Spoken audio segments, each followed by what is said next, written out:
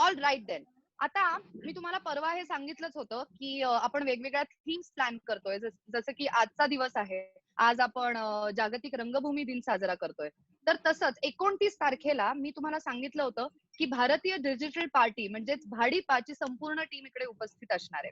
तर त्यात अजून एक सरप्राईज आहे जो मी तुम्हाला सांगते की गेले अनेक दिवस प्रेक्षकांमधनं जॉईन होणारा सागर कारंडे 29 तारखेला भाडीपा बरोबर ह्या कार्यक्रमाचा भाग होणार आहे. त्यामुळे सगळ्यांनी आपल्या कॅलेंडर मध्ये लिहून ठेवा, 29 तारखेला आहे भाडीपा आणि सागर कारंडे अल्पविरामवर. अर्थातच आपण सगळे घरीच आहोत, त्यामुळे आय होप सगळ्यांच्या लक्षात राहीलच. तर अशा बऱ्याच कमेंट्स येत आहेत, खूप साऱ्या फरमाईशी येत आहेत, पण आपण राहुलच्या आवाजाला एक थोडासा ब्रेक देऊयात आणि आपण जाऊयात मंगेश आणि लीनाकडे. नमस्कार सगळ्यांना आणि जागतिक रंगभूमी दिनाच्या खूप खूप खूप शुभेच्छा सगळ्यांनाच. बरोबर आहे, आपण बरेच दिवस असं ऐकतोय, म्हणतोय की आपण थांबतोय सगळं, एकाच जागी आहोत. पण मला असं वाटतं की त्या एका जागी आपण आहोत असं सतत म्हणत राहिलं की साचले पण येतं. पण त्या थांबलेल्या जागेत सुद्धा जरा ढवळाढवळ केली ना की काहीतरी आठवणी अशा बाहेर निघतात त्या साचलेपणातून. तर अशा ना अनेक आठवणी निघाल्या बाहेर. कारण आम्ही दोघं सतत एकत्र असतो, नाटकाच्या निमित्ताने एकत्र असतो, आता तर लग्न झालं, घरीही एकत्र असतो, पण तरीही त्या आठवणी कधी एकमेकांपाशी बोलल्या जात नाहीत. आणि हे सगळं ढवळून काढत असताना मला ना काही फोटो मिळाले. आता तर सगळे फोटो किंवा सगळ्या आठवणी या मोबाईलमध्ये किंवा डिजिटल मध्ये बंद झालेल्या आहेत, पण आम्हाला काही फोटो मिळाले आणि त्या फोटोनी आम्ही खूप असं एकदम मागे फ्लॅशबॅक मध्ये गेलो, साधारण 1994-95च्या काळात. तो फोटो आपण दाखवूया की रंग म्हणजे आमची पहिली ओळख, आम्ही एकत्र येण्यासाठीच असलेलं पहिलं नाटक ह्या फ्लॅशबॅक मध्ये गेलो.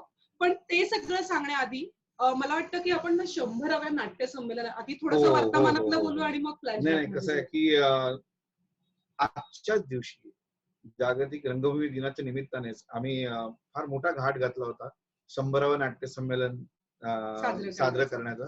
सांगलीत आज त्याचं उद्घाटन होणार होतं बरोबर 6 वाजता, म्हणजे आपली जी वेळ आहे त्यामुळे मी थोडा इमोशनल झालो होतो. आणि फार मोठा घाट घातला होता, जवळजवळ 13 ठिकाणी ते संमेलन होणार होतं.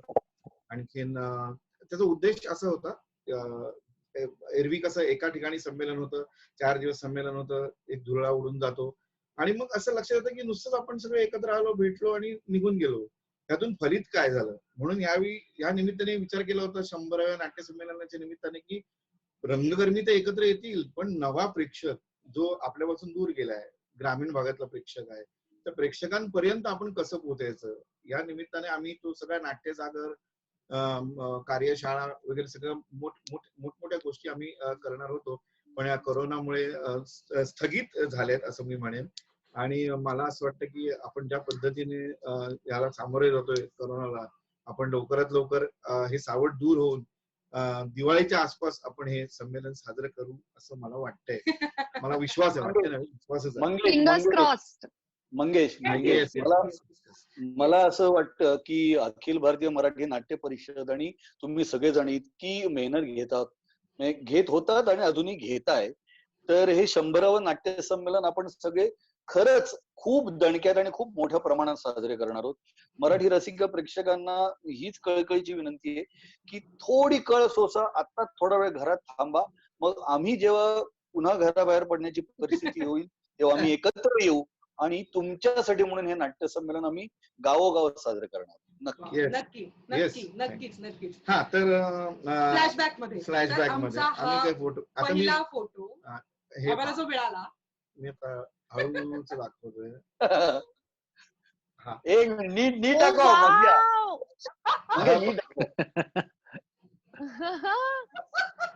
फोटो. हा फोटो आमचा जो आहे तो आहे श्रीरंग गोडबोले लिखित आणि धनंजय गोरे दिग्दर्शित दिग्वा हिंदू असोसिएशन या संस्थेचं हाच खेळ उद्या पुन्हा या नाटकाचा. मला या नाटकाचं 1994-95चं नाटक. आणखीन लीनाचं कास्टिंग, मला लीनाचं नाव विजय केंकरेने सुचवलं होतं. तिची एकांकिका गाजलेली होती बॉम्बे मेरी जान, आणि तिचं नाव सुचवलं होतं. आणि साने गुरुजी महाविद्यालयामध्ये आमची तालीम चालू होती. आणि मला असं आठवतं की पहिला अंक जयंत सावरकर आणखीन हेमू काका यांचा प्रदीर्घ असा तो पहिला अंक होता आणि त्याच्या अंकाच्या शेवटाकडे माझी एंट्री होते आणि लीनाची एंट्री होते असं होतं. त्यामुळे जेव्हा जेव्हा तालमी होत असत हॉलमध्ये तेव्हा त्या दोघांच्या तालमी सुरू होत, ब्लॉकिंग सुरू होत असे आणि मग धन्या आम्हाला सांगत होता की मंग्या लीना तुम्ही जरा बाहेर बसा आणि तुम्ही तालीम करा, तुमचा प्रवेश सेकंड ऍक्ट मध्ये प्रवेश आहे तर तुम्ही बाहेर तोपर्यंत तुम्ही तुमचं पाठांतर करा आणि तुम्ही बोलून घ्या. असं जो 1, 2, 3, 4, 5 ने अनेक दिवस चालू होतं कारण आतमध्ये त्यांचा सीन बसत होता. इतक्यांदा त्यांनी आम्हाला सांगितलं की तो सीन तुम्ही बाहेर बसा, तुम्ही दोघांनी पाठ करा. हे लग्नच झालं किती नाही का. आणि तेव्हापासून सुरू ते हाच खेळ उद्या पुन्हा. हो. आणि मला अजून आठवत आहे ते नाटक आणि त्या नाटकाच्या संदर्भातल्या अनेक गोष्टी. त्या नाटकात हेमू काका ती जी हिंदू असते त्या नाटकातलं ते जे पात्र जे मी करत होते ती साधारण एक 19-20 वर्षाची मुलगी आणि तिच्या स्वप्नात दिसणारा तो ती ज्याच्या स्वप्नात येते असे ते हेमू काका करायचे तो रोल पाटणकर मला वाटतं पाटणकर. आणि हेमू काका मला त्या नाटकात म्हणायचे इंदू लिपस्टिक तुला दिसते मात्र छान. आणि हेमू काका इतकं गोड प्रेमाने म्हणायचे ना की मी बघत राहायचे. आणि मग मला आमचे दिग्दर्शक सांगायचे तुला ईश्य म्हणायचे, ईश्य म्हण. आणि मला होतं की उद्या लाजण्याचे 13 प्रकार, 13 हा अंक मला माहित नाही का होता, 13 प्रकार शिकून बरं त्यात मी खलनायक होतो. म्हणजे 4 रोल करायचो मी. वॉटसन, नंतर खान, तो आचारी, मसण्या आणि भंडारी नावाचा कॉन्ट्रॅक्टर. खरं तर खलनायकाचे रोल होता तो. काय मला कळलं नाही कसं काय तो खलनायक सुद्धा फार लवेबल होता. त्या नाटकात एक वाक्य होतं मग मी रडत बसलेले असते, किल्लेदाराची मुलगी आणि खान येतो आणि मला म्हणतो उफ क्या हसीन चीज है लेकिन जब तक आप मुस्कुराती नहीं है हम आपको छुएंगे भी नहीं. तर इतकं सोपं वाक्य होतं की जब तक आप मुस्कुराती नहीं है तब तक हम आपको छुएंगे भी नहीं. आणि आमची रिहर्सल सुरू झाल्या आणि मला अनेक बी बी बी बी एवढंच ऐकू आलं कारण मंगेश साधारण ते वाक्य म्हणाले होते लेकिन जब तक तू आणि खूप सारे बीप होते. तर मला असं वाटलं होतं की हे वाक्य का नाही जमत आहे. मग ते वाक्य बरं ते वाक्य कसं आहे लीना. मग मी ते वाक्य त्यांना सांगायचे की असं नाही ते वाक्य असं आहे. ते म्हणायचे ओके. त्याच्यानंतर एक गाणं होतं आणि त्या गाण्यात त्यांची एक पर्टिक्युलर वाक्याला एंट्री होती. तर ते मला माझी एंट्री आणि मी उगाच त्यांच्या एंट्रीसाठी मी उगाच माझा जीव जाळायचे. आणि नंतर मला कळायला लागलं होतं की हे कसले पात्रे आहेत. आणि आज जागतिक रंगभूमी दिनाच्या निमित्ताने मला असं वाटतं की रंगभूमी आपल्याला नाव देते, स्थैर्य देते, आपल्याला ओळख देते. मला एक 24 तासाचा दिग्दर्शक दिलाय रंगभूमीने की जो 24 तास माझ्या घरात असतो, माझ्या बरोबर असतो. जनरली लोक असं म्हणत असतात की माझा नवरा डॉक्टर आहे, माझा नवरा वकील आहे, माझा नवरा इंजिनियर आहे. मी असं म्हणते की एक दिग्दर्शक आहे तो माझा नवरा आहे. कारण ते 24 तास आधी दिग्दर्शक असतात आणि मग ते नवरा या भूमिकेत जातात. ह्याचं एक खूप छान प्रसंग जो मला फ्लॅशबॅक मध्ये मी जर थोडीशी आणखीन गेले की मला आठवतो आमचा लग्नाचा दिवस होता. एकतर इतके दिवस गेले होते, वर्ष गेली होती मध्ये की आम्ही दोघांनी नाही आम्हाला ओळखणाऱ्या लोकांनी पण होप सोडले होते की आता हे दोघं लग्न करतील असे. पण एक दिवस आम्हाला म्हणजे मला शूटिंग मधून 1 दिवसाची गॅप मिळाली, त्याला रिहर्सल मधून 1 दिवसाची गॅप मिळाली आणि आमचा फोन झाला की मी म्हटलं की मला उद्या शूटिंग नाहीये. मग उद्या माझी रिहर्सल पण नाहीये तर मग काय करूया, उद्या करूया का लग्न. म्हटलं उद्या तेव्हा वेळ आहे ना. अशी धाकधूक की हा माणूस येईल ना रिहर्सल सोडून. मी सकाळी एक फोन पण केला तुम्ही नक्की येताय ना मी घरातून बाहेर पडतेय. हो मी निघालोय मी. तर मी म्हटलं की बरं कारण वेळ आणि मंगेश कदम यांचं गणित सगळ्यांनाच माहितीये. ते आले लग्नाच्या दिवशी, लग्न झालं आणि सगळे जेवायला बसले होते. त्यांनी सांगितलं होतं मला की आपण ना भारतीय पद्धतीने छान असं पारंपरिक पद्धतीने सगळं जेवण बुफे वगैरे नको, थोडीशीच माणसं होती पण अशी पंगत वगैरे करूया. म्हटलं बरं. आणि आम्ही बसलो होतो, मीही बसले जेवायला आणि म्हटलं की या. आणि ते अचानक आले नाही असं का बसलाय तू, उठा हे टेबल जरा इकडे आण, उठा तुम्ही. असं करून अख्खी बसलेली पंगत या माणसाने उठवली. का कारण हे बरोबर नाही दिसत आहे. असं इथे टेबल लावून इथे एसी आणि इथे बसलेत ना हे चुकीचं दिसतंय. म्हटलं प्रश्न हा तर सीन नाहीये की हा चुकीचा दिसतोय का बरोबर दिसतोय. ही आपल्याला आहे नाही उठा असं करून माझ्या लग्नाच्या दिवशी जेवायला बसलेली अख्खी पंगत उठली, अख्खं टेबल सरकवलं गेलं, खुर्च्या बदलल्या गेल्या आणि मग ती सगळी मंडळी जेवायला बसली. इतका कॉम्पोजिशनचं काही महत्व आहे का? एक 24 तासाचं दिग्दर्शन. आणखीन एक फोटो मला मिळालाय. हा तो फोटो आहे माझं खूप जवळचं आणि माझं लाडकं नाटक अधांतर. अधांतरच्या कास्टिंगची एक खूप छान मजा आहे. मला वाटतं भरतचं कास्टिंग अधांतर मध्ये भरत जेव्हा रिडिंगला आला तेव्हा नुकतंच त्यांचं सुपरहिट नाटक होतं ते ऑल द बेस्ट, आणि भरत आणखीन संजय नार्वेकर ते दोघांचं कास्ट झालं होतं. त्याला स्क्रिप्ट दिलं, स्क्रिप्ट आणि वाचनाला तो आला तोच भरत मला विचारायला लागला, मंगेश जरा इकडे ना, ते वाचन आपण करूया. पण मग नाही यार, माझ्या डायलॉग समोर फक्त अच्छा बरं. मग 3-4 पानं गेल्यावर हो हो हो उठतो जातो. परत 5-6 पानं झाल्यानंतर असं काय करतेस, होय ग उठतो, एवढंच आहे, मी काय हे करू की नको हे नाटक. मी म्हटलं की तू त्या अधांतर नाटकामध्ये त्या कॉटवर नुसता तू बसलेला आहेस काही न करता. तू काही रिहर्सल तसंच राहा, बाकीच्यांची रिहर्सल चालू राहू दे, तू तसंच कर आणि तुझ्या हळूहळू लक्षात येईल की तू तिथे काही न करणं हे किती अंगावर येणार आहे.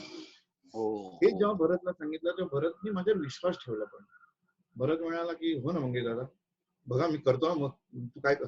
मी म्हटलं तू काही काळजी करू नकोस.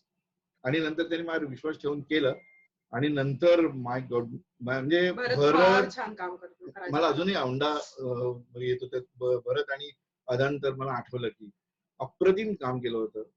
त्यामुळे तेव्हा भरत मला म्हणाला मंगे दादा बरोबर आहे, म्हणजे कॅरेक्टरचं लेंथ ही महत्वाची नाही आहे, तो त्या ह्याच्यात काय करतो हे महत्वाचं आहे.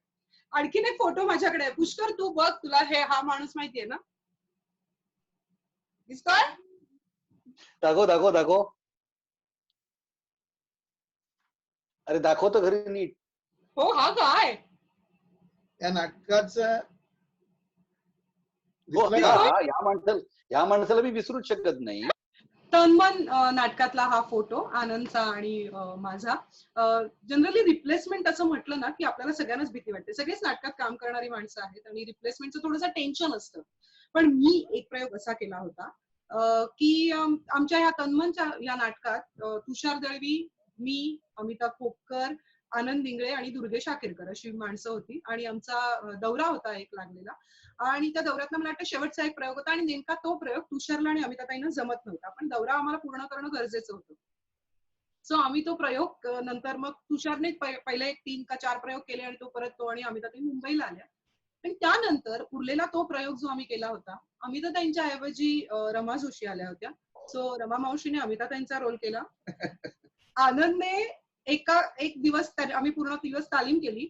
आनंदने तुषारचा रोल केला, दुर्गेशने आनंदचा रोल केला आणि दुर्गेश जो रोल करायचा त्याच्यासाठी हेमंत भालेकर पुन्हा मुंबईहून त्या दौऱ्याच्या त्या ठिकाणी प्रयोगाच्या ठिकाणी पोहोचला. आणि मला सगळीकडून खूप वेगळेच आवाज यायला लागले होते. कारण एक ठरलेला आवाज असतो, एक साऊंड असतो, आपल्याला माहिती असतं की कोण कसं वाक्य म्हणतं. इतके प्रयोग केलेले होते आणि इतके वेगळे आवाज मला ऐकू येत होते की मला असं वाटलं की इतक्या सगळ्या रिप्लेसमेंट मध्ये कसं आता मला हा प्रयोग करायचा आहे. आणि त्याच्यानंतर अगदी सगळ्यात शेवटी तुषारला धरून एक बॅकस्टेज वाला घेऊन जायचा की चला साहेब चला आपण तर मला असं वाटलं की तो तरी आमचा ओरिजिनल येईल. आणि एक भलताच लाईट वाला आला तर मला असं वाटलं की एकही ओरिजिनल माणूस नसावा. तो इतका भयंकर प्रयोग तो केला होता आम्ही की बापरे, खूप भीती वाटली होती मला. पण आपल्याला ना रिप्लेसमेंटचं जसं टेन्शन असतं तसंच आपल्या नाटकातल्या सगळ्या माणसांना आणखीन एक गोष्ट सतत बघायची असते की आपण त्याने खूप खुश होतो, खूप आपल्याला बरं वाटतं, मजा येते, टेन्शन येतं थोडंसं. पण त्या एका गोष्टीचा माझ्याकडे फोटो आहे. मला वाटतं की सुबोध, पुष्कर, इव्हन राहुल सगळ्यांना हा फोटो खूप आवडेल. हा बघा तो बोर्ड असा फक्त हाऊसफुल लिहिलेल्या एका बोर्डचा मी एक फोटो काढून ठेवला होता. आज उत्खननात तोही सापडलाय मला. प्रशांत दामले, प्रशांत म्हटलं ना की हाऊसफुल त्याच्या नावाबरोबरच येतं. पण तो एक हाऊसफुल असा एक बोर्ड आहे माझ्याकडे आणि सतत असं वाटत असतं की हे चित्र सतत नाट्यगृहात बाहेर आता आता करोना जेव्हा सगळं संपेल आणि येतील माणसं पुन्हा एकदा, तेव्हा सगळ्यांच्या प्रयोगानंतर पुढे हा एक बोर्ड दिसावा अशी एक ईश्वरचरणी प्रार्थना. आता मृण्मयी आपण थांबलो होतो. हे थांबणं खूप भीतीदायक असतं. इव्हन सुरुवातीला सुद्धा मी या थांबण्याविषयी बोलत होते. नाटकामध्ये तर एक 2-3 सेकंद जरी थांबलो ना तरी पायाखालची जमीन सरकते की बापरे, नाटकात आपण थांबलोय. मी एक प्रयोग असा केला होता की मला अगदीच आता ते आठवण सांगावीशी वाटते की सांगते ना की थांबणं म्हणजे जवळजवळ अर्धा ते 1 मिनिट थांबलो होतो आम्ही. आणि म्हणजे साधारण बोऱ्या वाजणे, बारा वाजणे, रसातळाला जाणे, चारी मुंड्या चित होणे, सगळे अर्थ मला सगळं कळत होतं की हे काय काय होतंय. नाटक होतं लहानपण देगा देवा, कॉन्ट्रॅक्टचा शो होता, HPCL मध्ये प्रयोग होता. इमाने इतबारे खूप छान चालला होता, आम्ही व्यवस्थित प्रयोग करत होतो. आणि एका प्रवेशामध्ये मंगेश मला म्हणतात की अनु थोत्रीत दे, आणि कोल्हटकरी भाषा, ते नाटकही थोडं मेलोड्रामॅटिक आणि अगदी असा खूप हळवा करणारा सीन होता. आणि मंगेश मला म्हणतात की अनु एक थोत्रीत दे, आणि शरद येतो, शरद पोंक्षे, तो माझ्या भावाचं तो येतो. हा थांबा विश्वनाथराव, अहो काय करताय, माझ्या ताईवर हात उगारण्याआधी वगैरे वगैरे करून तो यायचा. मंगेश मला म्हणाले की एक थोत्रीत दे, आणि मला शरद दिसेच ना, तो दरवाजात दिसला नाही. तर मी मंगेशना म्हणाले की नाहीये. तर ते मला म्हणाले मी तुला पुन्हा थोत्रीत देईन.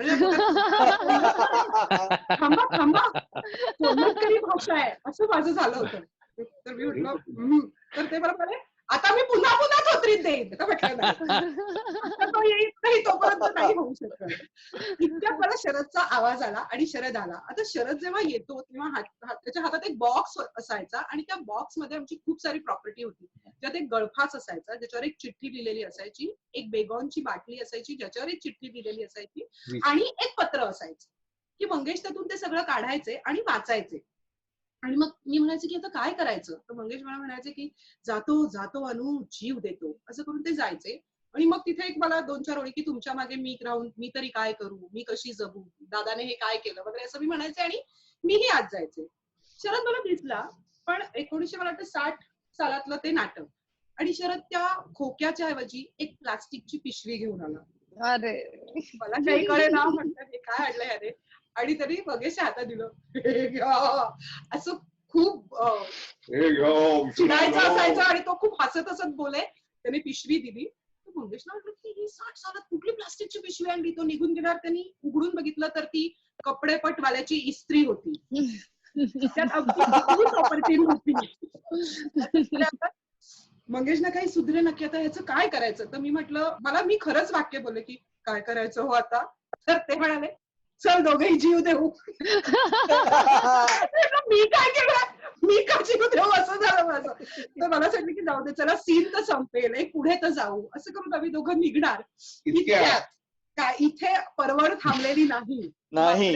त्यात तो बॉक्स सचिन सुरेश नामक एका थोर रंगकर्मीला सापडला. आम्हाला वाचवण्याच्या दृष्टीने तो दरवाजात आला 1960 सालातला, आणि तो दरवाजा कुरिअर मंगेशचे अनेक बीप असे माझ्या कानात वाजले. सचिनवर ओरडले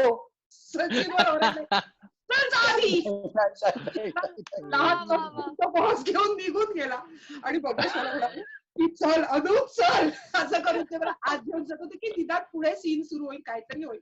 इतक्यात हे सगळं शरदला काही नाही, त्याला कळलं की हा सीन तर होऊ शकत नाही कारण मी चुकीची प्रॉपर्टी दिली. म्हणून तो एक सीन जम्प करून जी मिळेल ती पुढच्या प्रवेशातला एक तो आसूड घेऊन येतो, तो घेऊन आला. बरं, त्याने एक्झिट केली होती आमच्या किचन मध्ये, त्याने एंट्री केली बाल्कनीतून, कारण त्या सीनची त्याची एंट्री बाल्कनीतून आहे. आणि म्हणाला विश्वनाथराव बाहेर या. काहीही कळत नव्हतं. आणि हे साधारण 1 मिनिटभर चालू होतं. नाटक अक्षरशः थांबलं होतं. म्हणजे आत्ताचे 21 दिवस काहीच नाही, इतकं ते 1 मिनिट आमच्यासाठी भयंकर होतं. आणि कसा बसा तो प्रयोग आम्ही पुढे केला. पण बाप रे, तो फ्लॅशबॅक आता मला आठवणं हे खूप भयंकर आहे आणि खूप मंगेश लिमला मला असं वा. वाटतं दुश्मनाच्या पण बाबतीत असं कधी घडू नये हो. कारण अशा वेळी काय करतात काय करायचं असतं म्हणजे पण नको पुष्कर नको हा नाही. करेक्ट भट्टी जमली आहे आता. मला म्हणजे आता मी तुझ्याकडेच येणार होते नाटकाचे काही किस्से ऐकायला. तर नाटकात असे घडणारे काही अनपेक्षित किस्से ऐकायला. तर पटकन मी एक माझाही किस्सा तुम्हाला सांगते. मी परेश रावल बरोबर डिअर फादर हे नाटक करते. आता प्रेक्षकांना जेव्हा फेवरेट आवडीचं नाटक विचारलं, तेव्हा काही लोकांनी काटकोन त्रिकोण हे उत्तर दिलं. तर काटकोन त्रिकोणचं गुजराती अडॅप्शन म्हणजेच डिअर फादर. तर ह्याचे आम्ही 1000 एक प्रयोग केलेत. आणि US आणि कॅनडाचा 75 दिवसांचा आमचा दौरा होता. ज्यात आम्ही 55 प्रयोग केले. त्यामुळे प्रचंड प्रवास आणि प्रचंड प्रयोग आणि खूपच आम्ही दमलेलो होतो. म्हणजे त्याच्या शेवटाकडे जाताना. त्यात आम्ही असं एक केलं होतं, की ते नाटक आम्ही हिंदीतही करायचो, गुजरातीतही करायचो आणि काहीतरी प्रयोग करून बघूयात म्हणून एक हिंदी गुजराती मिक्स असाही आम्ही प्रयोग करायला लागलो होतो. तर मुळात गुजराती ही माझी मातृभाषा नाही, हिंदी ही माझी मातृभाषा नाही. पण असे आम्ही प्रयोग करत करत पुढे गेलो होतो. साधारण एक 45 ते 50 या प्रयोगांचा टप्पा असेल. आणि आम्ही कॅनडामध्ये होतो. आणि मला आठवतंय, मला असं वाटतंय, की ऍक्टर म्हणून आपल्याला एक कुतूहल कायमच असतं, की स्टेजवरती जर ब्लँक झालो तर काय? आणि प्रत्येक नटाच्या आयुष्यात एकदा तरी हा क्षण येऊनच जातो. तोपर्यंत माझ्या आयुष्यात हा क्षण आला नव्हता. आणि मी खरंच त्याची अशी काही वाट पाहत होते असंही नाहीये. पण तो अर्थातच माझ्या नकळत आणि मला न सांगता आला. तर कॅनडाचा प्रयोग होता. हिंदी गुजराती मिक्स असा त्या दिवशी आम्ही प्रयोग करत होतो. आणि काटकोन त्रिकोण हा सीन आम्ही करत होतो. ज्या सीन मध्ये ज्यांनी ज्यांनी नाटक पाहिलंय त्यांना माहित असेल, की ती मुलगीच अख्खा सीन भर बडबड बडबड बडबड करत असते. आणि मी अर्थातच गुजरातीत ही सगळी बडबड करायचे. आणि 45 प्रयोग झाले होते. प्रचंड प्रवास झाला होता. आम्ही खूप दमलेलो होतो खरं तर. आणि तो सीन सुरू झाला. आणि मला असे माझ्या डोळ्यासमोर फक्त काही शब्द दिसायला लागले. ते शब्द कुठल्या भाषेने जोडायचे हे मला हे मला ऍब्सोल्युटली कळत नव्हतं. ना मला हिंदीत काही आठवत होतं, ना मला गुजरातीत काही आठवत होतं आणि मला मराठीतही काही आठवत नव्हतं. तर एक क्षणभर मी अशी तिथे ब्लँक झाले.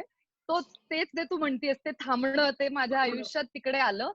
आणि मला असं झालं काटकोन त्रिकोण ह्या नाटकात काटकोन त्रिकोण हा सीन झाला नाही.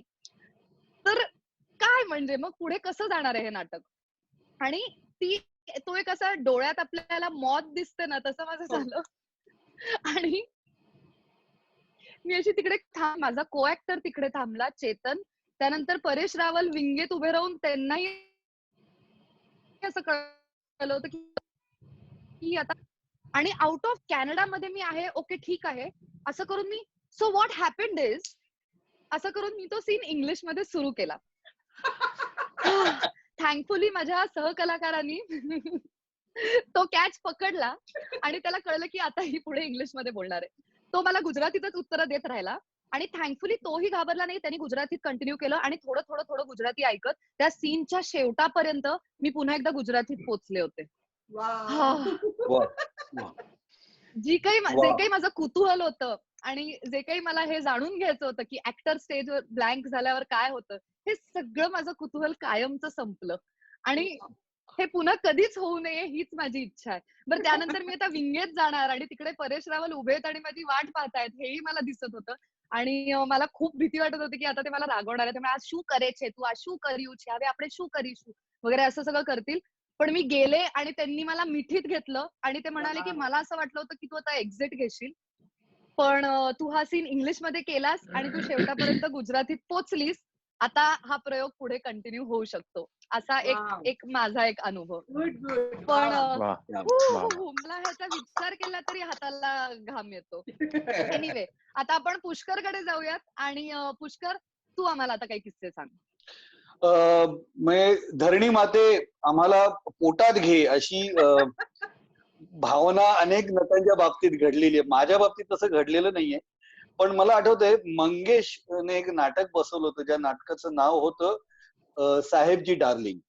आणि त्या नाटकामध्ये माझं कास्टिंग हे कधी झालं होतं तेही मी सांगतो आणि कसं झालं होतं. 3 दिवस आधी माझं कास्टिंग झालं होतं. बापरे.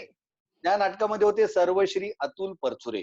सर्व श्री आनंद इंगळे, सर्व श्री प्रसाद ओक, अमिता खोपकर, रसिका जोशी, अशी तगडी स्टारकास्ट होती. वाव. आणि मला एके दिवशी ह्याचा फोन आला मंगेशचा, पुष्क्या काय करतोयस? म्हटलं काही नाही, आता मी दीनानाथला चाललोय कट्ट्यावरती. मला मग तिथेच थांब, आम्ही येतोय. म्हटलं आम्ही म्हणजे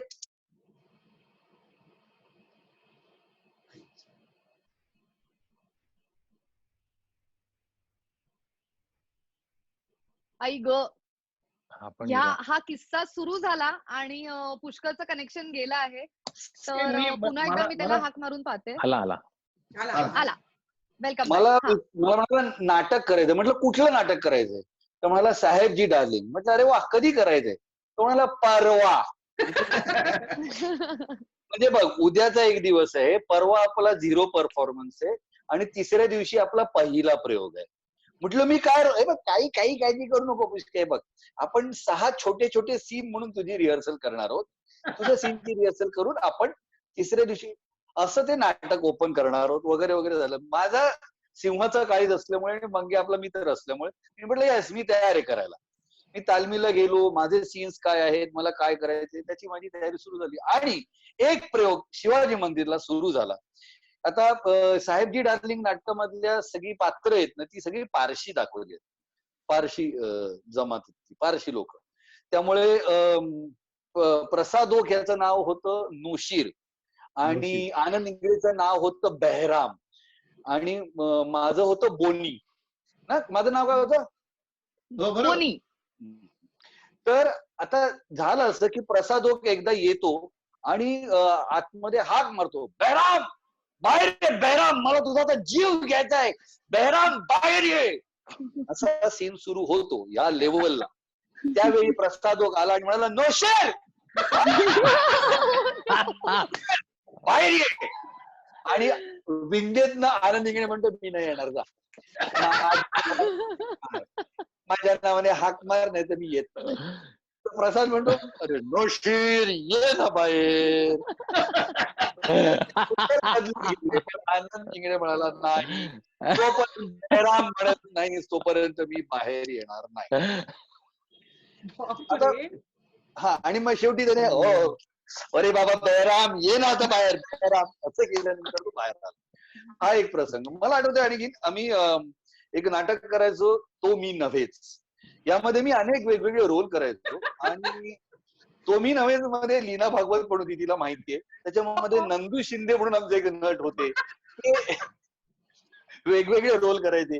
ते एकदा राधेश्याम महाराजांच्या सीनला त्यांचं वाक्य असं होतं की महाराज एवढ्या घाईत अर्जुन कुठे चाललं, एवढंच वाक्य होतं. ते प्रत्येक प्रयोगाला महाराज घाईत कृष्ण अर्जुन दुपारच्या वेळी कुठे वगैरे असं काही बोलायचं. बरं, नंतर प्रतिमा कुलकर्णी दिग्दर्शिका ती त्यांना ओरडायची आणि मग ते ना ते वाक्य आले की त्या वाक्याच्या आधीची 4-5 वाक्य असे दिसायचे. असं वाक्य ते स्टेजवरती म्हणून बघायचे, रिहर्सल. आणि त्यामध्ये कोर्टाच्या सीनला आमच्या इकडच्या बॅकस्टेज वाल्यांना बसवलेलं असायचं टायपिस्ट म्हणून. सो तो टायपिस्ट तिकडे बसायचा, कोर्ट लागलं की ते सगळं करून तोच टायपिस्ट म्हणून बसायचा बॅकस्टेज वाला, सेटिंग वाला. तर त्याने त्या दिवशी तोंडामध्ये मावा भरला होता म्हणून तो टायपिस्ट म्हणून भरला. आणि तो होता नेमका 12 मिनिटाचा साक्षीचा सीन, शेवटची साक्ष 12 मिनिटाची साक्ष आहे आणि त्याच्या पुढे मागे सीन आहे. आणि त्याने भरला आणि तो बसला आणि थोड्या वेळाने तो असा दिसायला लागला.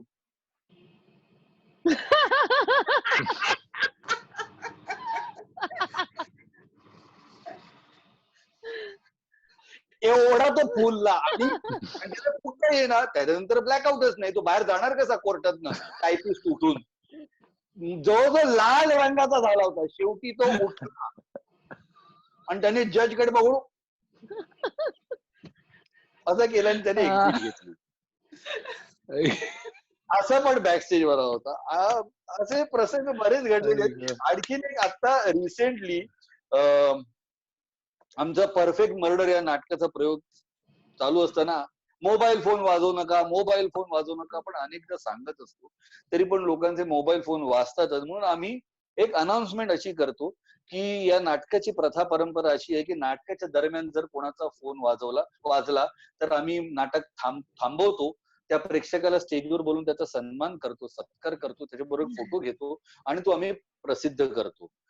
कारण आतापर्यंत मोबाईल वाचतो हे लोकांना कळतं, कोणाचा वाचतो ते लोकांना कळत नाही. तर अशा प्रकारची खूप प्रसिद्धी नको असेल तर तुम्ही मोबाईल बंद करा, अशी सगळी अनाउन्समेंट. आणि टिळक स्मारक मंदिरचा प्रयोग आणि इंटेन्स सीन दुसऱ्या अंकातलं चालू आहे, अत्यंत सस्पेन्स आणि थ्रिलर असं नाटक. आणि त्यावेळी एवढ्या जोरामध्ये मोबाईलची बेल वाजली. मी नाटक थांबवलं आणि म्हटलं चला आज तो प्रेक्षक मिळालेला आहे ज्याचा मोबाईल वाजला, प्लीज स्टेजवर या, प्लीज स्टेजवर या. अर्थात तो प्रेक्षक पुणेकर होता. त्याने सांगितलं 1 मिनिट सर, मोबाईल नाही वाजला, माझ्या फोन मधला अलार्म वाजलाय.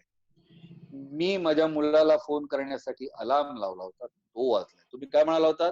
मोबाईल वाजला तर फोटो, अलार्म वाजला. ते मान्य केलं.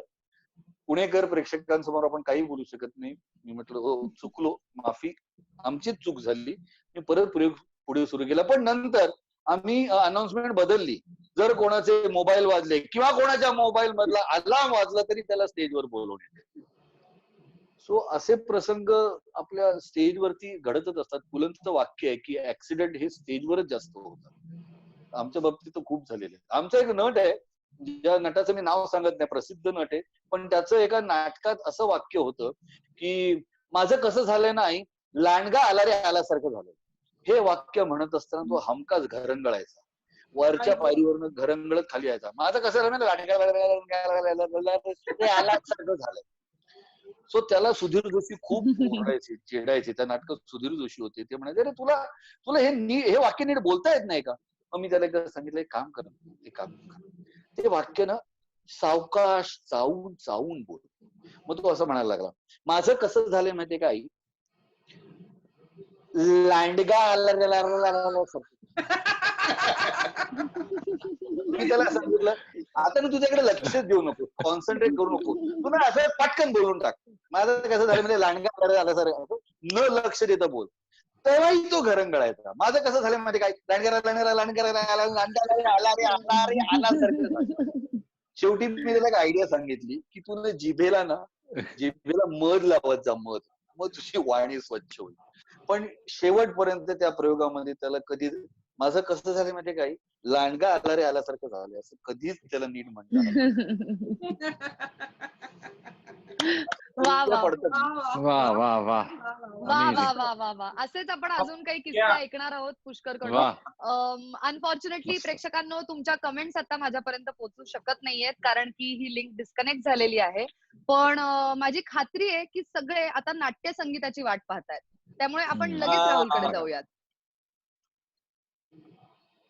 आता मी खरं इतकं एन्जॉय करतोय गप्पा, मला अजिबात गावंसं वाटत नाहीये. पण फार मजा आली पुष्कळ. तर मी अतिशय अवघड नाट्यगीत गाणार आहे आता.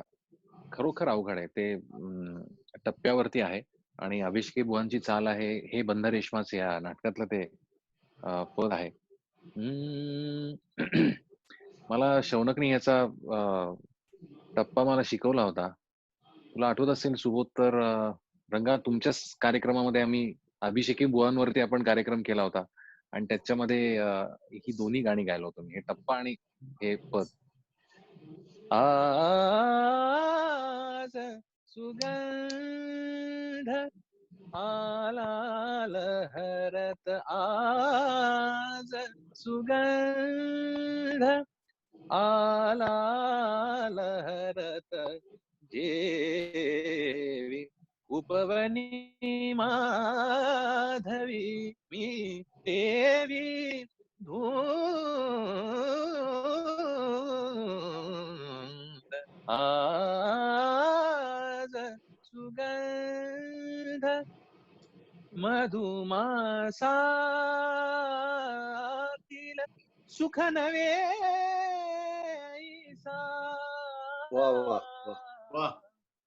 वाहे आनंद माझा,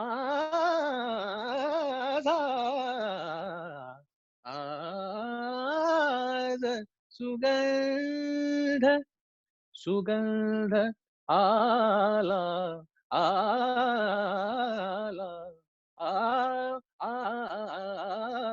आ आ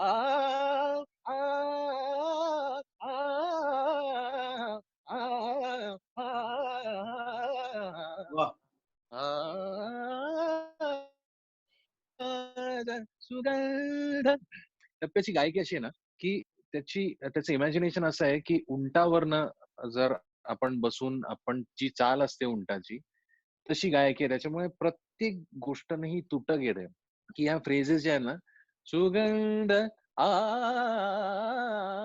आ आ आ हा, हा, हा.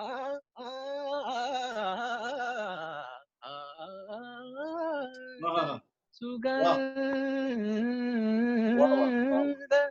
आला लहरत घेवी उपवनी माधवी मी देवी धूंद आज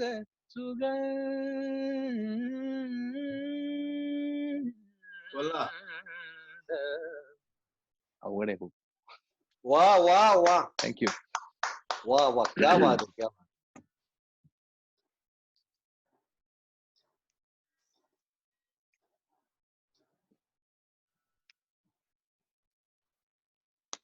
नमस्कार नमस्कार प्रेक्षकांनो. माझी खात्री आहे की तुम्ही हा कार्यक्रम आता एन्जॉय करतच आहात. अनफॉर्च्युनेटली आज मी तुमच्या फरमाईशी घेऊ शकत नाहीये कारण की तुमच्या कमेंट्स माझ्यापर्यंत आता पोहोचत नाहीयेत. पण माझी खात्री आहे की फरमाईशींच्या लिस्ट मध्ये हे एक नक्की असणार की सुबोधनी अजून एक नाट्य प्रवेश सादर करून दाखवावा.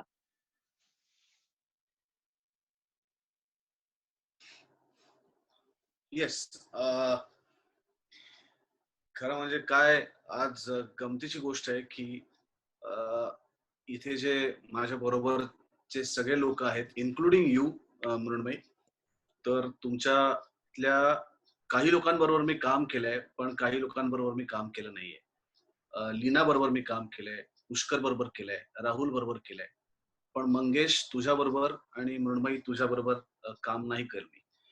आणि तुमच्या सगळ्यांबरोबर नाटकात काम करायला खरं तर फार मजा आली असती, कारण मंगेश मी तुझा विलक्षण फॅन आहे आणि तू एक अफलातून ऍक्टर आहेस. डिरेक्टर तर आहेसच तू, पण तू एक कमालीचा ऍक्टर आहेस आणि तुझं काम बघताना निर्विवाद आनंद नेहमीच मिळत आला.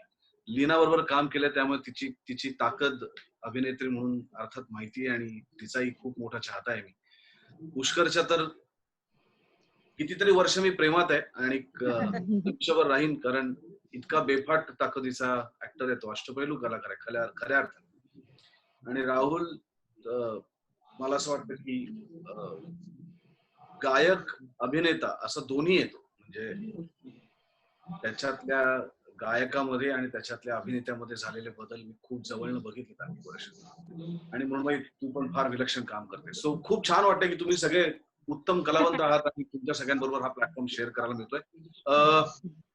या नाटकात माझी काम करण्याची अर्थातच प्रत्येकाची इच्छा असते, माझी पण आहे, आणि ते कधी करता येईल का नाही मला माहित नाही, पण किमान त्यातला उतारा मला पाठ करता येईल, त्यातलं स्वगत मला पाठ करता येईल, माझा रियाज, आणि ते कधीतरी मला कुठेतरी सादर करायला मिळेल. त्याच्या पलीकडे काही अपेक्षा नाही. नटसम्राट या अर्थातच शिरवाडकरांच्या नाटकातला हा प्रवेश आहे आणि यांनी नाटकाची सुरुवात होते. कोणाचंच नटसम्राट पाहिलेलं नाहीये. डॉक्टर लागूचं नटसम्राट त्याची कॅसेट उपलब्ध आहे म्हणून ते बघता आलं, पण अदरवाईज दत्ता भट असतील, सतीश सुभाषी असतील, यशवंत दत्त असतील, ते अगदी राजा गोसावी पर्यंत कोणाचंच नटसम्राट बघता आलं नाही. आणि दुर्दैव आहे की त्या पिढीत जन्माला आलं नसल्यामुळे किंवा ज्या काळात नाटक कळायला लागलं, आवडायला लागलं, तोपर्यंत ही सगळी मंडळी पडद्यातनं बाहेर निघून गेल्यामुळे त्यांचं कोणाचं बघता आलं नाही. त्या सगळ्यांनाच वंदन करतो आणि तात्यासाहेबांचं नटसम्राट मधला हा उतारा म्हणायचा प्रयत्न करतो. माझा आवाज येतोय का नाही सांगा, म्हणजे मला कळत नाहीये की माझं प्रोजेक्शन, कारण फीडबॅक आपल्याला नाटकासारखा येत नाहीये, कारण तर आवाज व्यवस्थित येतोय पोहोचतोय येतोय का? आवाज व्यवस्थित येतोय, व्यवस्थित अगदी येतोय. व्यवस्थित पोहोचतोय. मग ह्या आवाजात बोललं तर तुमच्यापर्यंत येतं ऐकू व्यवस्थित? होय. ओके. नमस्कार मंडळी, नमस्कार. आपल्याला बराच काळ ताटकळत बसावं लागल्याची जाणीव आहे मला. खरं म्हणजे वक्तशीरपणा आमच्या अंगात अगदी नाटका इतकाच भिनलाय. आपल्याला ठाऊक असेल आमच्या कंपनीची शिस्त अशी होती की नाटकाची घंटा, तिसरी घंटा 9 वाजता व्हायची, म्हणजे बरोबर 9 वाजता. गेली 21 वर्ष कंपनीच्या नाटकाचा पडदा वर गेला तो बरोबर 8:60. 61वे मिनिट काही त्या पडद्यानं वर जाताना कधी घड्याळात पाहिल्याचं मला आठवत नाही. घड्याळ घड्याळ कुठे गेलं? हे घड्याळ गणपतराव जोशींनी आमच्या हातावर बांधलं. नागपूरला आमच्या हॅमलेट नाटकाचा गौरव झाला तेव्हा एक समजूत रोतून बसले मनात, हे घड्याळ सुरू आहे तोपर्यंत सारं काही सुरळीत चालणार आहे. नाही पण 15 मिनिटं उशीर झाला खरा. अहो पण इतकी वर्ष आपण मला सांभाळून घेतलं, तसंच आजही घ्याल असा विश्वास वाटतो. रसिक, हा माफ करा, मी काही तुम्हाला नारायणरावांप्रमाणे अन्नदाते मायबाप म्हणणार नाही. अहो नारायणरावांच्या लढीवाळ प्रतिमेला ते साजून दिसे. नारायणराव म्हणजे रंगभूमीवरील एक अपूर्व घटना. फुटलाईटच्या प्रकाशात उगवलेलं इंद्रधनुष्य, सुगंध असलेला स्वर आणि स्वर असलेलं चांदणं. वा वा वा वा. पण हे काही आमच्यासारख्या ओबड धोबड नटांना शोभणार नाही. आणि खरं सांगू का, इतकं नम्र होणं मलाही आवडत नाही. नाही, आपण प्रेम केलं माझ्यावर, पण हे प्रेम आपण काही भिक्षा म्हणून माझ्या कटोऱ्यात का? नाही, तर गेली 40 वर्ष रोज रात्री प्राण पणाला लावून ते मी कमावलेलं आहे. लोक म्हणतात गणपतराव फार अहंकारी माणूस आहे, म्हणू द्या. पण या गणपतराव बेलवलकरानं 40 वर्षापूर्वीच ठरवलं की आता यापुढे जगायचं ते रंगभूमीवर आणि रंगभूमीसाठी. गणपतराव जोशांची शाबासकी मिळवली, लोकमान्यांचे आशीर्वाद मिळवले, आपल्यासारख्या रसिकांचं प्रेम मिळवलं. एका नटाला जे जे काही हवं असतं ते सारं सारं या गणपतराव बेलवलकरांना कमवलेलं आहे. आता या संतोषाला किंवा अहंकाराची धार लागली तर आपण समजून घेणार.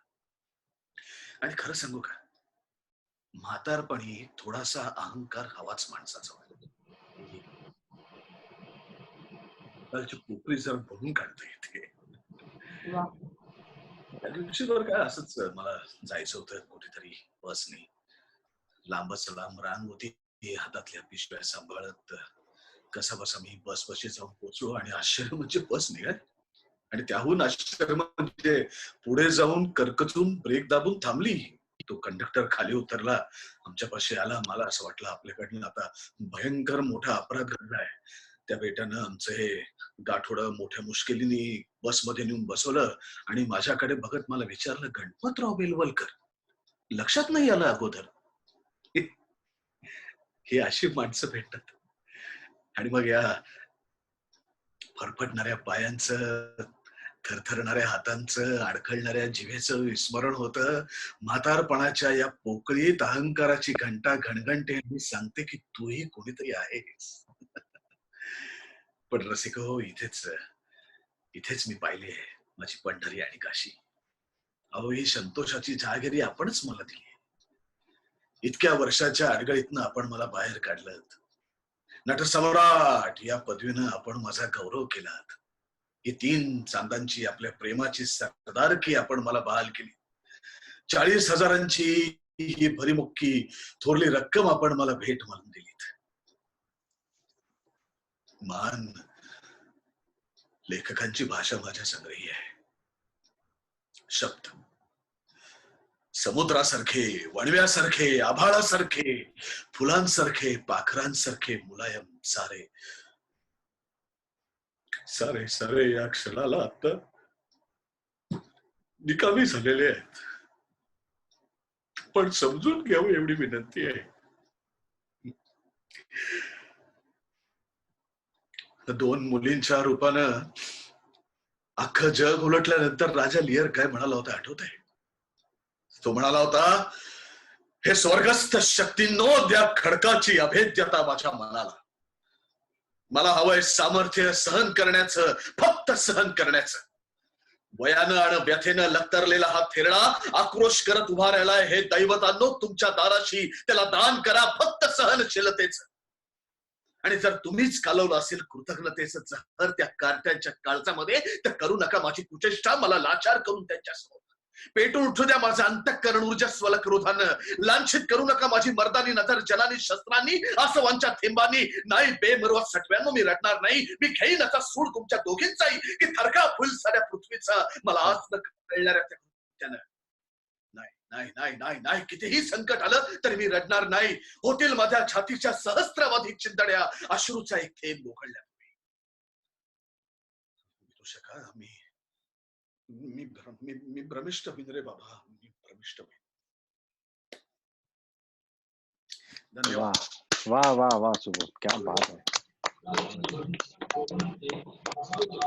Wow wow, superb. म्हणजे खरंच हा तुझा रियाज आहे, ज्याच्यामुळे तू घरी बसून एका लॅपटॉप किंवा मोबाईलच्या समोरून इतका पॉवरफुल परफॉर्मन्स देऊ. खरंच हॅट्स ऑफ यू. आणि मला आणि माझ्या वयोगटाच्या सगळ्या नटांना इतकं आहे तुमच्याकडून शिकण्यासारखं. Amazing amazing. म्हणजे मी इमॅजिन पण नाही करू शकत घरी बसून अशा एका वेगळ्याच वातावरणात इतका पॉवरफुल परफॉर्मन्स कसा करावा. खरंच रियाज इज अ मस्ट. आता मी काय पुढे बोलू, कंटिन्यू करू मला कळत नाहीये. पण प्रेक्षकांनो, तुमच्या लक्षात आलंच असेल, आज आपण जागतिक रंगभूमी दिन साजरा करतोय इथे. आणि आपापल्या घरी बसून करतोय हे महत्वाचं. ज्यांना वाटत असेल की हा कार्यक्रम करण्यासाठी आम्ही सगळे फिजिकली एकत्र जमलोय, तर तसं अजिबातच नाही आहे. आम्ही आयसोलेशन मध्ये आहोत, सोशल डिस्टन्सिंग मेंटेन करतो आहोत. त्यामुळे आमच्या घरांमध्ये बसून मोबाईल आणि लॅपटॉपद्वारे फेसबुक वरती इथे येऊन हा कार्यक्रम करतो आहोत. तर आता आयसोलेशन मध्ये आहोत असं म्हणतेच आहे मी. तर अनेक असे कपल्स आहेत जे सध्या लॉकडाऊन मध्ये एकत्र अडकलेले आहेत. आणि ठीक आहे, म्हणजे तुम्ही दिवसभरात काही तास भेटता, तुम्ही गप्पा मारता, त्यानंतर आपापल्या कामाला बाहेर जाता आणि पुन्हा भेटता. आता हे शक्य नाहीये. 24 तास काही कपल्स एकत्र आहेत. तर आता या कपल्स मध्ये नेमकं काय चाललंय? 24 तास एकत्र कसे घालवायचे? एकमेकांचं नेमकं करायचंय तरी काय? काय टाइमपास करायचा? तर असे सगळे प्रश्न या कपल्सना आता पडत असतील. तर तसाच एक प्रसंग आता आपण बघूयात. नक्की. सगळ्यात आधी सुबोध खूप छान. अरे मस्त, खूपच फारच छान, खूपच छान, मजा आली.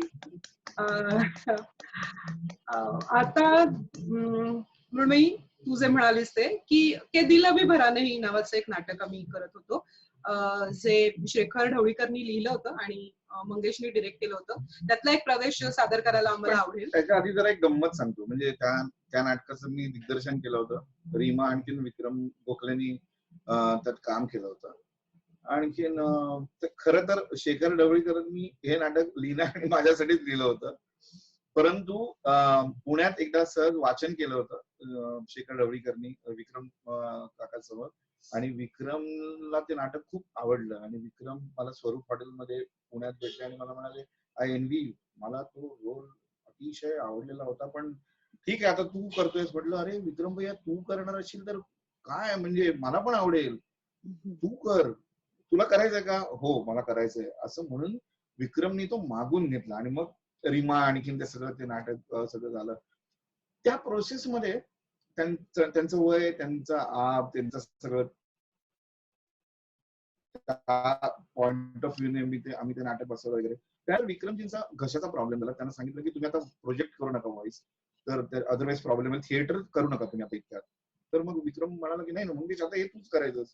रीमा पण म्हणाली नाही नाही नाही, हे आता लीना तुम्ही दोघांनीच करायचं हे नाटक, दुसरं कोणी करणार नाही. आणि मग आम्ही त्या नाटकाच्या रिहर्सलला लागलो.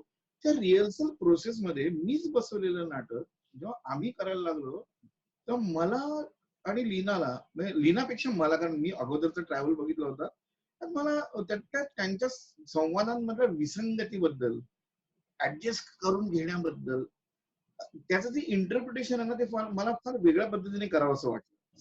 त्याच्यामधले ते बघून लोकांना त्याची मजा वाटली पाहिजे असं मला वाटायला लागलं. आणि त्याचं संपूर्ण डिझाईनच आम्ही बदललं त्या नाटकाचं. करताना खूप असं धडधडत होतं की हे अशा पद्धतीने लोक एक्सेप्ट करतील का. पण तुम्हाला सांगतो, एका प्रयोगाला विक्रम गोखले पहिल्या रोवर बसले होते. मला आठवते, मला माहित नव्हतं ते आलेले. त्यांनी पडदा उघडला आणि माझ्या पोटात असं धस्स झालं आणि म्हटलं म्हणजे 20 वेळ आत्ताच. आणि आम्ही मला आठवत होतं परफॉर्मन्स. आणि विक्रम भैया स्टेजवर नाटक पडदा स्टेजवर आले आणि कौतुक केलं त्यांनी आणि म्हणाले की आतापर्यंत मी अनेक लोकांचे रिप्लेसमेंट बघितले, पण आधीचा नट जे करतो तेच करतात, पण हे मंगेश आणि लीनाने अगदी वेगळं, आमच्यापेक्षा वेगळ्याच पद्धतीने नाटक इंटरप्रेट केलं. आणि मी त्याचं अभिनंदन करतो. नंतर बाजूला इतक्या लाईटली होऊ शकत होतं नाटक, मग माझं आणि हे गंभीर का केलंच रे. हे काय झालं आय डोंट नो. एक प्रोसेसची गंमत आहे. आपण नंतर परत कधीतरी बोलू. तर ते तो जो प्रसंग आम्ही सादर करणार आहोत त्याच्या आधी थोडंसं बॅकग्राऊंड सांगते की दोघंही घरात आहेत आणि औषध गोळ्या घेत बसलेला आहे तो नवरा अरुण नगरकर, जे पात्र मंगेश करायचे. ती वंदना नगरकर म्हणजे त्याची बायको त्याला औषधं देते आणि ती तिच्या कामाला चालली आहे. आणि हा म्हणतो की थांब ग, आता काय आहे, आता मी रिटायर झालोय, तू घरात आहेस, काय करायची तक कशाला करायची आहे, बस ना जरा 2 मिनिटं गप्पा मारू. ते टीव्ही ऑन करतात आणि मॅच चालू आहे. असं एक साधारण पार्श्वभूमी आहे या सीनची. तर सुरू करतो आपण. अहो गोळ्या घेतल्या?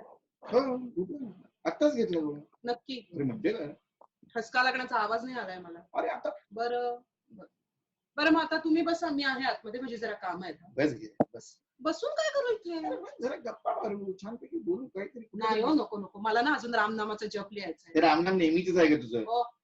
असं काय करतेस? बस ना, जरा गप्पा मारू.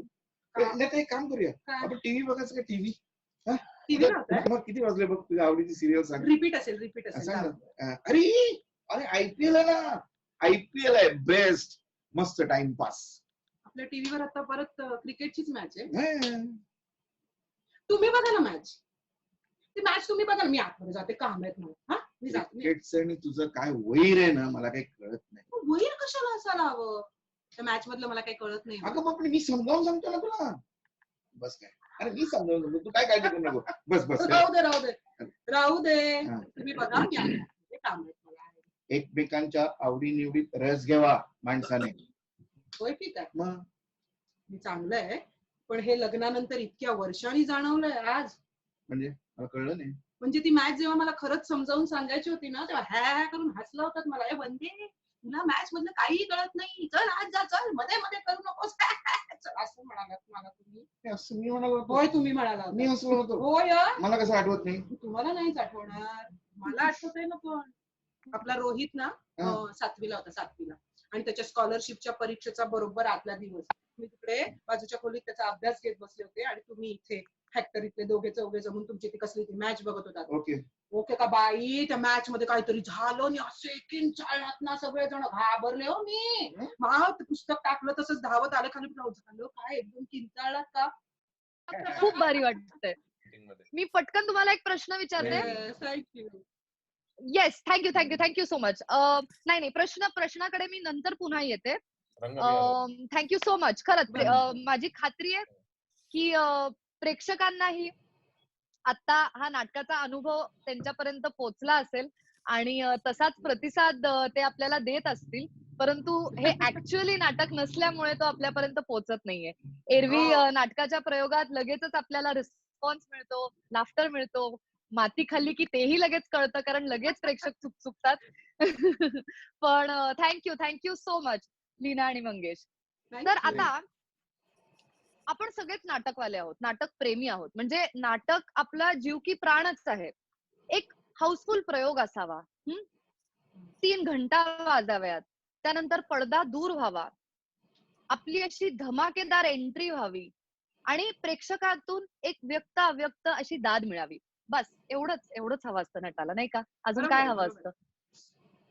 तर त्याबद्दलची एक कविता आपल्याला ऐकवणार आहे सुबोध. क्या बात. Yes, yes. ओके, ही कविता आणि कुसुमाग्रजांची कविता आहे. कवितेचं नाव आहे नट.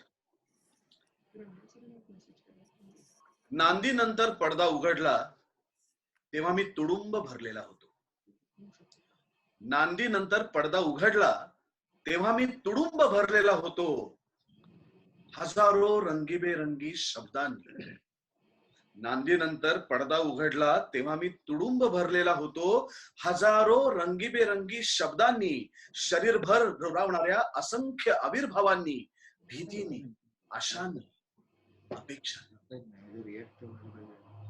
नांदीनंतर पडदा उघडला तेव्हा मी तुडुंब भरलेला होतो. हजारो रंगीबेरंगी शब्दांनी, शरीरभर रोरावणाऱ्या असंख्य आविर्भावांनी, भीतीनी, आशांनी, अपेक्षांनी.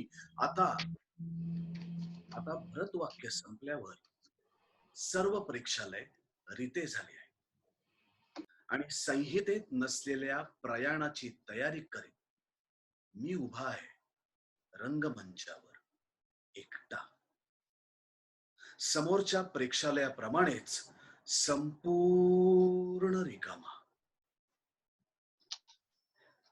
मी उच्चारलेले काही शब्द अजूनही प्रेक्षालयातील धूसर मंद प्रकाशित हवेवर पिंजारलेल्या कापरासारखे तरंगत आहेत.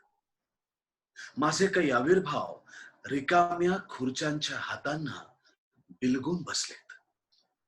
मी निर्माण केलेले हर्ष विमर्शाचे क्षण पावसाने फांद्यांवर ठेवलेल्या थेंबासारखे भिंतीच्या कोपऱ्यावर थरथरत आहेत अजूनही. हा एक दिलासा माझ्या रितेपणाला. हा एक दिलासा माझ्या रितेपणाला. नाटक संपल्याची खंत ती आहेच. नाटक नव्हे 3 तासांचं एक अर्करूप अस्तित्व संपलंय. पण संपलं आहे ते फक्त इथे माझ्याजवळ. पण संपलंय ते फक्त इथे माझ्याजवळ. माझ्या त्या अस्तित्वाच्या कणिका घेऊन हजार प्रेक्षक घरी गेले. मी एक होतो तो अंशांशाने हजारांच्या जीवनात, कदाचित स्मरणातही वाटला गेलोय. क्या बात है. वाह वाह वाह क्या वाह बात सुबोध, है. वाह वाह. वाह वाह सुबोध, बहुत अच्छा. सुपर्ब.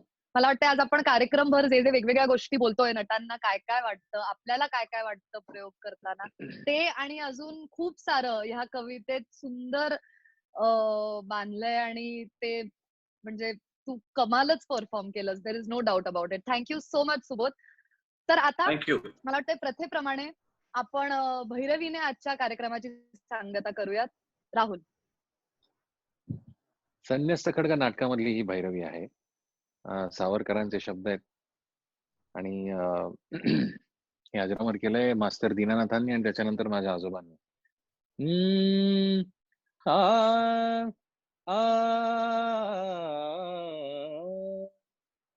शतजन्म शोधिताना शतजन्म शोधिताना शतजन्म शोधिताना शतजन्म शोधिताना शतजन्म शोधिताना शत आरती व्यर्थ झाल्या शत आरती व्यर्थ झाल्या शत आरती व्यर्थ झाल्या शत सूर्यमालिकांच्या शत सूर्यमालिकांच्या दीपावली विझाल्या दीपावली विझाल्या शतजन्म शोधिताना शतजन्म शोधिताना शतजन्म शोधिताना जेव्हा पडे पियासी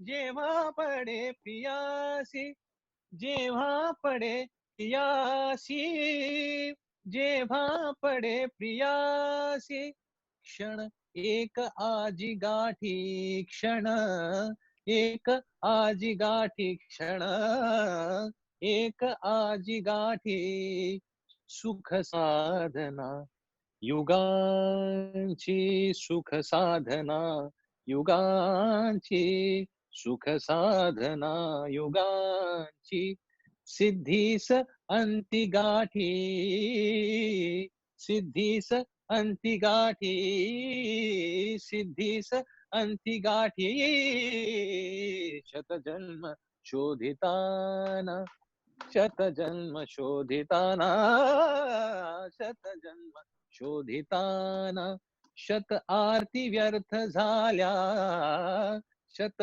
आरती व्यर्थ झाल्या शत आरती व्यर्थ झाल्या शतजन्म शोधिताना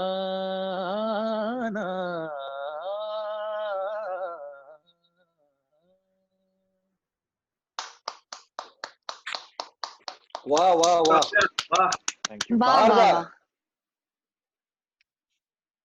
thank you thank you so much Rahul. आज आपण लॉकडाऊन मध्ये सोशल डिस्टन्सिंग मेंटेन करत असतानाही जागतिक रंगभूमी दिन हा इथे असा साजरा करू शकलो. हे खरंच खूप छान वाटतंय. आय एम शुअर प्रेक्षकांनाही ह्याचा खूपच आनंद होत असेल की घरी बसूनही आपण हा दिवस आज एकत्र साजरा केला. त्याबद्दल सर्व कलाकारांचे खूप खूप धन्यवाद. तसेच सर्व प्रेक्षकांचे खूप खूप धन्यवाद. आज कार्यक्रमात काही काही प्रॉब्लेम झाले, काही म्हणजे बँडविड्थचे प्रॉब्लेम झाले, त्यामुळे आम्ही डिस्कनेक्ट झालो, ही लिंक डिस्कनेक्ट झाली. पण मी तुम्हाला हेच सांगू इच्छिते की आम्ही सगळे आमच्या आमच्या घरांमध्ये बसून फेसबुकच्या माध्यमातून एकत्र येऊन हा कार्यक्रम करण्याचा प्रयत्न करत आहोत. तर त्यामुळे काही टेक्निकल डिफिकल्टीज आहेत, काही टेक्निकल प्रॉब्लेम्स आहेत, जे आम्ही रिझॉल्व्ह करण्याचा प्रयत्न करतच आहोत आणि करतच राहू. अजून आपल्या लॉकडाऊनला बरेच दिवस बाकी आहेत आणि आपल्याला शांतपणे संयम राखून घरी बसायचं आहे. आपल्याला सगळ्यांना करोनावर मात करण्यासाठी हे आता करणं खूप गरजेचं आहे आणि आपण सगळे हे करूयात. तुम्ही घाबरू नका, तुम्ही टेन्शन नका घेऊ. मला माहितीये की हा काळ खूप अवघड आहे, यात अनिश्चितता आहे, आपण अस्वस्थ होतो, आपल्याला टेन्शन येतं. पण तुमचं ते टेन्शन घालवण्यासाठी रोज संध्याकाळी 6 वाजता आम्ही फेसबुकच्या माध्यमातून इंडियन मॅजिकाच्या पेजवरून लाईव्ह येणार आहोत. वेगवेगळ्या थीम्स घेऊन येणार आहोत. वेगवेगळे कलाकार रोज आपल्या बरोबर जोडले जाणार आहेत. त्यामुळे उद्या संध्याकाळी सुद्धा संध्याकाळी 6 वाजता फेसबुकवर इंडियन मॅजिकाच्या पेजवरनं आम्ही लाईव्ह येणार आहोत अल्पविराम हा कार्यक्रम घेऊन. उद्याचे कलाकार मी तुम्हाला पटकन एकदा सांगते. उद्या आपल्या बरोबर आहे कवी वैभव जोशी, त्यानंतर अभिनेत्री भार्गवी चिरमुले, त्यानंतर अभिनेता आणि दिग्दर्शक प्रसाद ओक आणि शेफ विष्णू मनोहर. तर उद्याही नक्की ट्यून इन करा. तुम्हाला जर हा व्हिडिओ आवडला, हा उपक्रम, हा कार्यक्रम आवडला तर जास्तीत जास्त लोकांबरोबर हा व्हिडिओ शेअर करा. इंडियन मॅजिकाच्या पेजला लाईक करा आणि उद्या संध्याकाळी 6 वाजता आपण पुन्हा इथेच भेटूयात.